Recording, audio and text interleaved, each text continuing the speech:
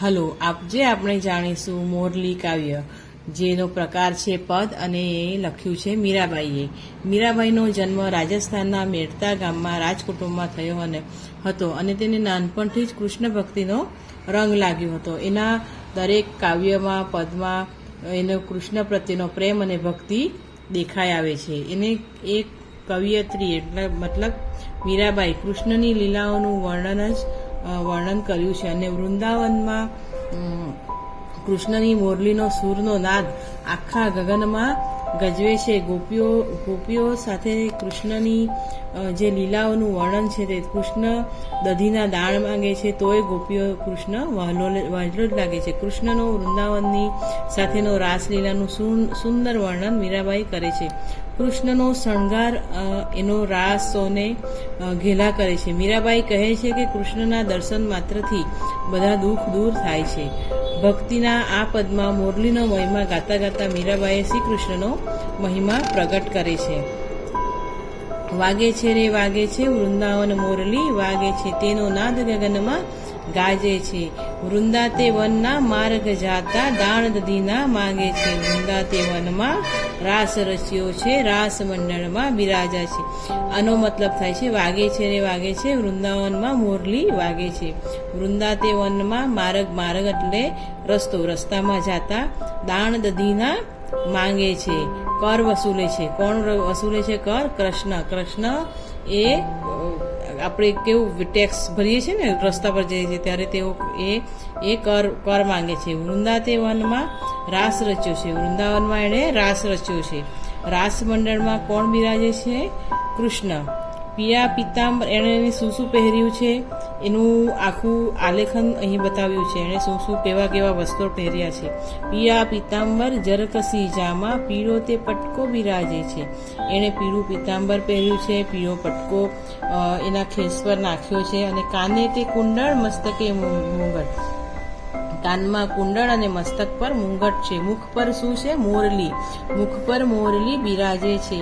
વૃંદાતે વનની કુંજ ગલીમાં વહલો થનક થનક નાચે છે. વૃંદાવનની જે કુંજ ગલીઓ છે તેમાં એ વહલો શું કરે છે? થનક થનક નાચે રે. બાઈ મીરા કે પ્રભુ ગિરધર નાગર, ગુણ થકી દર્શન થકી દૂર ભાગે છે. બાઈ મીરા કે પ્રભુ ગિરધરના ગુણ દર્શન થકી દૂર ભાગે છે. એટલે કૃષ્ણનું ખાલી દર્શન માત્રથી જ આપણા ઘણા બધા દુઃખ દૂર થઈ જાય છે. સમાનાર્થી શબ્દો.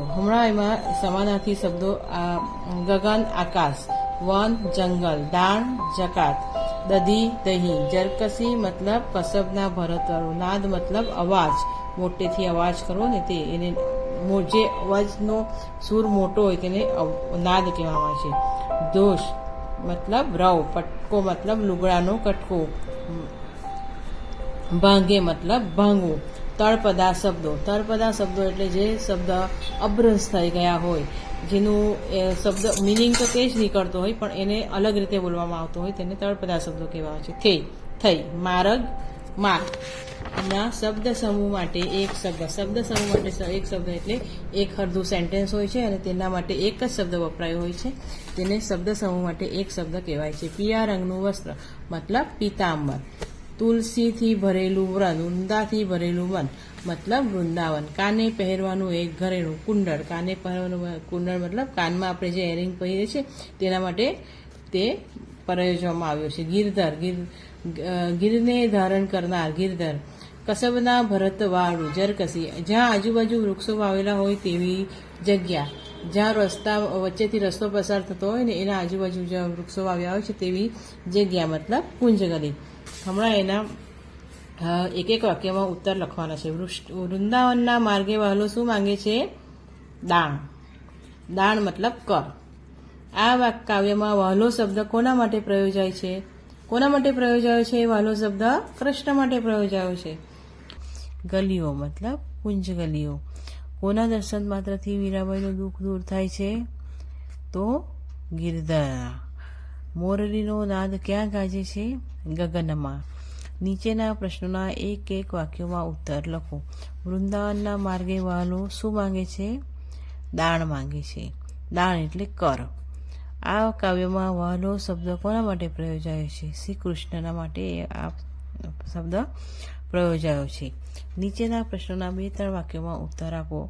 તો આપણે એમાં શ્રી કૃષ્ણના પહેરવેશનું વર્ણન કરવાનું છે, જે ને કૃષ્ણની જે લીલાઓ હોય છે તેને આપણે 2-3 એમાં લીટીમાં વર્ણવી શકીએ છીએ. અને કૃષ્ણની રાસલીલાનું વર્ણન કરવા માટે કહ્યું હોય તો આપણે એની પૂરેપૂરું એનું જે રાસલીલાનું વર્ણન જે કવિતામાં બતાવ્યું છે તે વર્ણન કરવાનું રહેશે. તમને કોઈ પણ સવાલ હોય કાં તો તમને કોઈ પણ ના સમજ પડી હોય તો તમે આ નીચે કોમેન્ટમાં લખી શકો છો.